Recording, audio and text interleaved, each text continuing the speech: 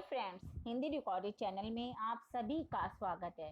दोस्तों, हमने पिछले अध्याय में चर्चा की थी कार्यालय पत्र यानी कि कार्यालय पत्र के बारे में।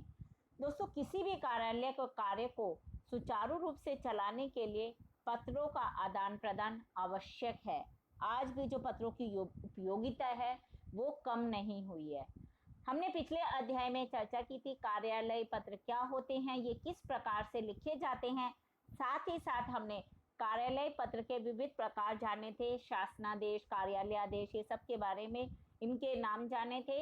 और पिछले अध्याय में हमने शासनादेश यानी कि गवर्नमेंट ऑर्डर पर चर्चा भी की थी कि वो कैसे लिखे जाते हैं, किसे कहते हैं और किस प्रकार हम उन्हें अच्छे तरीके से एक शासनादेश वाले पत्र लिख सकते हैं। आज के अध्याय में हम चर्चा करेंगे कार्यालय आदेश यानी कि जो ऑफिस ऑर्डर होते हैं, परिपत्र के बारे में, सर्कुलर, अनुस्मारक या स्मारण पत्र जो रिमाइंडर होते हैं, अर्ध शासकीय या अर्ध सरकारी पत्र जिसे हम सेमी ऑफिशियल लेटर कहते हैं, और अधिसूचना नोटिफिकेशन, इन सब के बारे में हम जानेंगे कि ये किस प्रकार लिखे जाते हैं, इनकी जो उपयोगिता है वह कहाँ होती है और किस तरह से हम इनको एक कार्यालय के कार्य को सुचारू रूप से करने के लिए इनका प्रयोग कर सकते हैं। तो चलिए दोस्तों, शुरू करते हैं अपना आज का अध्याय कार्यालय पत्र भाग 2।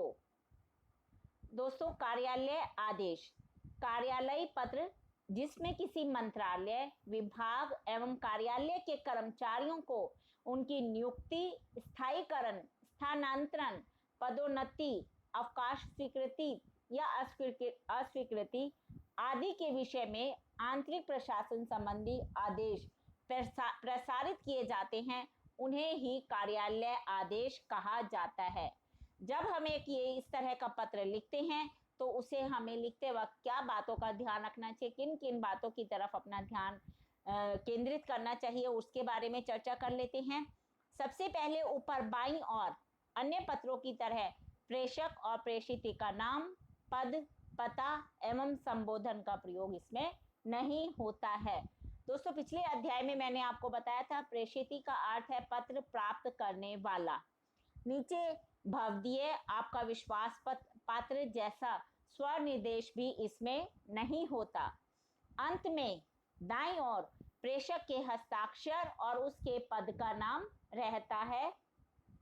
अंत में बाईं ओर पत्र पाने वाले विभाग या व्यक्ति का नाम भी लिख दिया जाता है, और जो ये पत्र है वह अन्य पुरुष में लिखा जाता है, और जो बाकी की बातें हैं वह शेष अन्य पत्रों जैसी ही होती हैं। चलिए दोस्तों, अब हम चर्चा करते हैं परिपत्र।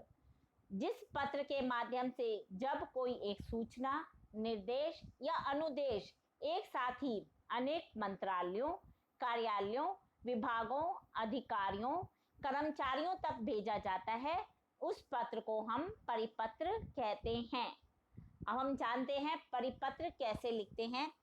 सबसे पहले ऊपर बाईं ओर प्रेषक का नाम, पद, पता इसमें नहीं दिया जाता। जिनको यह पत्र भेजा जाता है उनके पद का नाम, पता अंत में बाईं ओर दिया जाता है। कई बार ज्ञापन, कार्यालय ज्ञापन परिपत्र का रूप ले लेते हैं। ज्ञापन और कार्यालय ज्ञापन पे हम अपने आगे के अध्यायों में चर्चा करेंगे। पत्र के अंत में भवदीय, आपका विश्वास पात्र जैसे स्वनिर्देशों का प्रयोग नहीं किया जाता। दोस्तों, ध्यान से सुनना, कहाँ मैं नहीं बोल रही हूँ, कहाँ इनका प्रयोग किया जाता है, ये सब बातें आपको ध्यान से सुननी होगी। और एक बार सुनने से समझ नहीं आए तो कृपया करके इस वीडियो को दोबारा सुनिए और साथ में देखिए भी। इसमें अन्य पुरुष शैली का प्रयोग किया जाता है। कभी कभी प्रेषक का नाम, पद, पता और सेवा में लिखकर प्रेषित का पद एवं पता और संबोधन भी इसमें किया जाता है। और कुछ परिपत्रों में पत्र का विषय भी लिखा जाता है, यानी कि सभी परिपत्रों में पत्र का विषय लिखा जाए यह जरूरी नहीं है। अब हम जानते हैं अनुस्मारक या स्मरण पत्र किसे कहते हैं, जिसे हम इंग्लिश में रिमाइंडर कहते हैं। ये नाम से स्पष्ट है कि जो एक पत्र को याद दिलाने के लिए पिछली बातों को दोबारा लिखा जाता है। जब भेजे गए पत्र का उत्तर बहुत दिनों तक नहीं आता तो उस पत्र की याद दिलाते हुए जो पत्र भेजा जाता है उसे ही अनुस्मारक या स्मरण पत्र कहते हैं। इसमें पत्र का प्रारूप पहले पत्र जैसा ही रखा जाता है और आप जब ये पत्र लिख रहे हैं, हो सकता है आपका ये दूसरा हो, तीसरा हो, चौथा हो, तो उसी स्थिति के अनुरूप आप नरम या कड़ी भाषा में अपनी भाषा को प्रयोग कर सकते हैं। हो सकता है आपका ये दूसरा पहला ही रिमाइंडर हो तो आप इसमें नरम भाषा रख सकते हैं। और कई हो जाए, कई जब रिमाइंडर हम डाल देते हैं और उसके बाद भी जवाब नहीं आता तो बहुत बार भाषा कड़ी भी हो जाती है। एक अनुस्मारक के बाद और भी कई अनुस्मारक भेजने पड़ सकते हैं। बाद वाले पत्रों में आपको पहले पत्रों की संख्या का उल्लेख कर देना जरूरी है।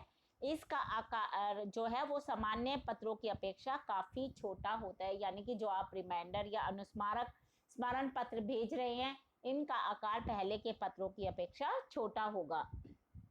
अब हम जानते हैं अर्ध शासकीय या अर्ध सरकारी पत्र किसे कहते हैं। ये भी एक प्रकार के सरकारी पत्र ही होते हैं। दोनों में क्या अंतर है? सिर्फ अनौपचारिकता और औपचारिकता का। अर्ध शासकीय पत्र जो होते हैं वो अनौपचारिक होते हैं और जो शासकीय पत्र होते हैं वो औपचारिक होते हैं। ये पत्र किसी व्यक्ति को व्यक्तिगत रूप से लिखे जाते हैं। जब कोई अधिकारी किसी दूसरे अधिकारी से व्यक्तिगत स्तर पर कोई जानकारी चाहता है, किसी बात की ओर उसका ध्यान आकर्षित करना चाहता है, तो वह अर्ध शासकीय पत्र को इसका माध्यम बनाता है। अधिकारी चाहता है कि दूसरा अधिकारी व्यक्तिगत रुचि लेकर उस काम को निपटा सके, पूरा कर सके। इससे कार्यालय जंजाल में फंसे हुए मामले थोड़ा जल्दी निबट जाते हैं, पूर्ण हो जाते हैं। अर्धशासकीय पत्र किन स्थितियों में लिखे जाते हैं? जब कोई कार्य संपन्न होने में विलंब हो रहा हो, यानी कि देरी हो रही हो, या फिर किसी कार्य को हमें शीघ्र संपन्न कराना हो, या फिर जब पत्र पाने वाला अधिकारी उस कार्य की ओर किसी कारणवश ध्यान ना दे पाया हो।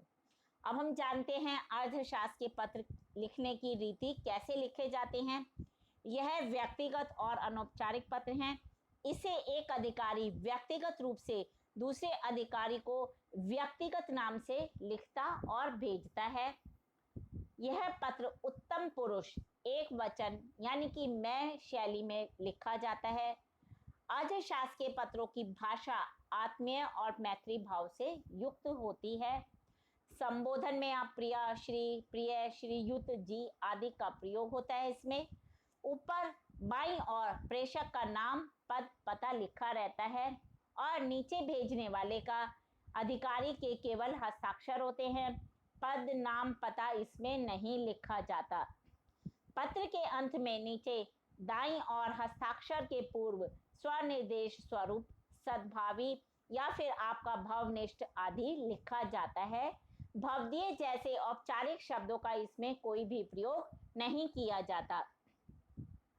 अर्धशासकीय पत्र सीधे संबंधित अधिकारी को ही दिए जाते हैं। अन्य डाक सामग्री की तरह कार्यालय में ही खोलकर अधिकारी के सामने प्रस्तुत नहीं होते। यदि आवश्यक हो तो पत्र पर आप गोपनीय लिख सकते हैं ताकि और कोई कर्मचारी उसे खोलने की भूल ना करे। पत्र पाने वाले अधिकारी का नाम, पद, पता पत्र के अंत में नीचे बाईं ओर लिख दिया जाता है। तो दोस्तों ये थे अर्धशासकीय या अर्ध सरकारी पत्र कैसे लिखे जाते हैं। अब हम जानते हैं अधिसूचना। सरकार के राजपत्र में प्रकाशित होने वाली सूचना को अधिसूचना कहा जाता है। जब हम अधिसूचना लिखते हैं तो उसमें हमें लिखते वक्त किन किन बातों की तरफ ध्यान देना चाहिए उस पर हम चर्चा कर लेते हैं। दोस्तों अधिसूचना का क्षेत्र बहुत व्यापक है। उच्च अधिकारियों की नियुक्ति, प्रतिनियुक्ति, स्थानांतरण, अधिनियमों में संशोधन आदि बहुत से क्षेत्र अधिसूचना की सीमा के अंतर्गत आते हैं। सरकार की ओर से अधिसूचना जनसाधारण, सरकारी कार्यालयों, संबंधित अधिकारियों, कर्मचारियों की जानकारी के लिए भी जारी की जाती हैं। अधिसूचना में यह बताना नितांत आवश्यक है कि उसे गजट के किस भाग में प्रकाशित किया जाना है। भाग के साथ उसमें अनुभाग का भी उल्लेख करना आवश्यक है। अधिसूचना में किसी को भी महोदय जैसा कोई संबोधन नहीं किया जाता और जो यह है अधिसूचना लिखी जाती है वह अन्य पुरुष शैली में ही लिखी जाती है। अंत में भवदीय आपका आदि स्वर निर्देश का प्रयोग इसमें नहीं किया जाता। तो दोस्तों ये हमने जाने आज के कार्यालयी पत्र के कार्यालय आदेश, परिपत्र, अनुस्मारक या स्मारण पत्र, अधिसूचना, अर्ध सरकारी पत्रों के बारे में। अगले अध्याय में हम चर्चा करेंगे कार्यालय ज्ञापन, ज्ञापन, अशासनिक पत्र, पृष्ठांकन, संकल्प या प्रस्ताव, स्वीकृति या मंजूरी पत्र, प्रेस विज्ञप्ति, सूचना, पावती, मितव्यय पत्र। इन सभी पर हम अपने अगले अध्याय में चर्चा करेंगे। उसको सुनने के लिए आपको मेरे इस चैनल को लाइक और सब्सक्राइब करना होगा। धन्यवाद दोस्तों, आपका दिन शुभ हो।